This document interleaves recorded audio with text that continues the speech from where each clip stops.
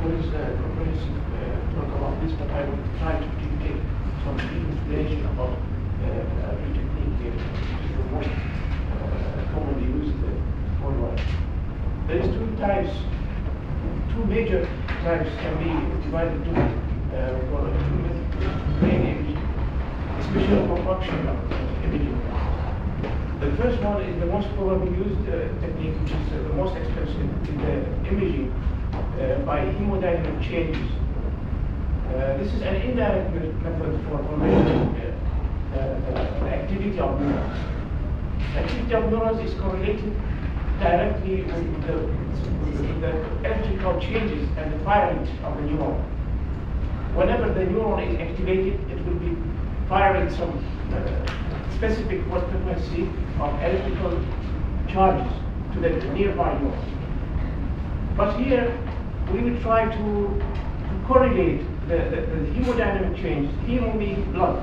The blood changes that supply this cluster of neurons. There is a rapid change in the supply of the area of the neurons that is activated more. Thus means the blood vessels on that area will be slightly dilated and the blood supply will increase because the oxygen demand of the neural clusters will increase. So this is an indirect method, and it was studied thoroughly that it is really correlated with the function of that specific area. The other type is the direct method. The direct method means that we check the electrical firing of the neuron. There are many methods, and I will try to take a brief examples for everyone. The first one is the functional magnetic resonance imaging.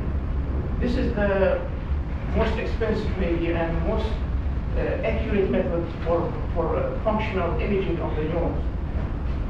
It is a hemodynamic change type, which is try to check the changes in the blood supply in every maybe 1 millimeter cube resolution pixels in a 3D image. Thus means it can penetrate the deep tissue of the brain and check the deep nuclei inside the brain, which is obviously it's not the other type of electrical type of measurements. Here we can see that there is some activation of this area of the brain. The technique is depending on checking every slice of the tissue, not just the brain, maybe a whole body. By checking the topograph of every slice for 1 millimeter resolution for every level, we can reconstruct a 3D image. This is as you see here on the right side, the slices of the head from downward to upward.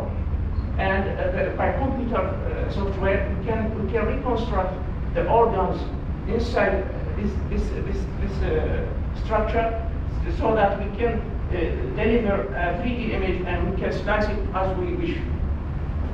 Here we can see the activation areas inside the brain by the red spots. This is a demonstration of visual cortex stimulation. If a subject, the most probably important is that this is non-invasive, that you will not see you will not harm the patient or the user. He just put him on the scan, inside the scanner, and just check what is the difference in the functional mapping of the brain. So here, if we see this pattern changes in the visual cortex, if the user will see this image, there is some activation in the area concerning the visual function activated by the red spots here in different levels.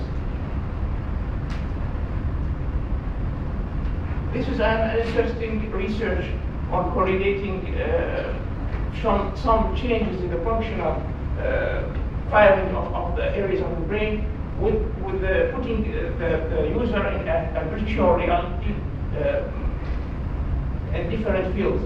Maybe here for analgesia, they use some burn patient, a patient with some burning, and he needs some treatment, and the treatment, as you know, for burn patient is very painful. So they try to distract his attention into another world by putting him in a 3D realm. He sees some 3D vision in a virtual reality, and they chose to show him something about snow, some Iceland. So we think that he's in a closed environment.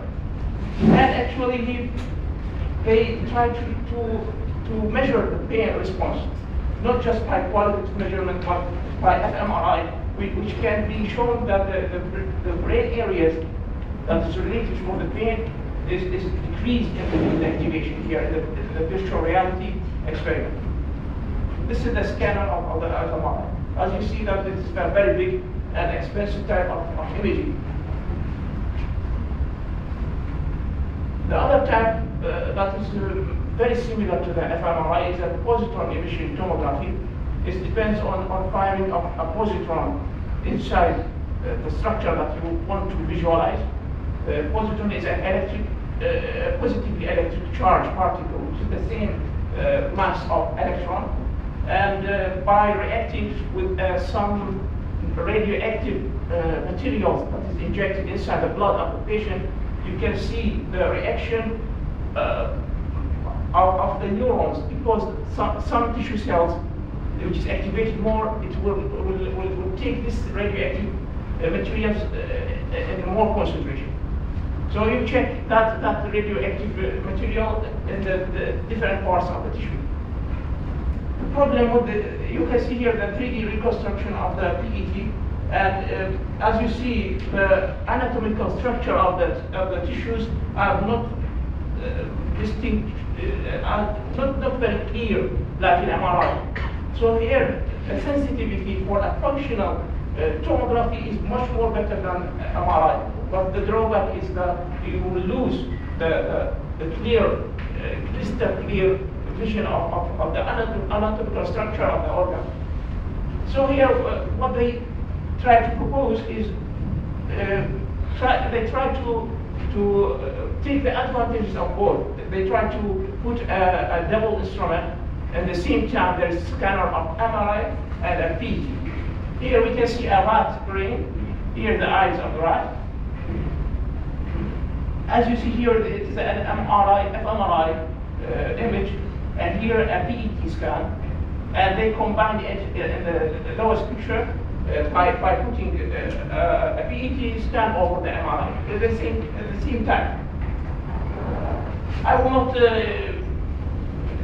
bother you on the details, technical details of the difference between the PET, MRI, and NIR. NIR is the third type, which is depending on infrared technology, and what is the change in the absorption of the phase or the frequency of the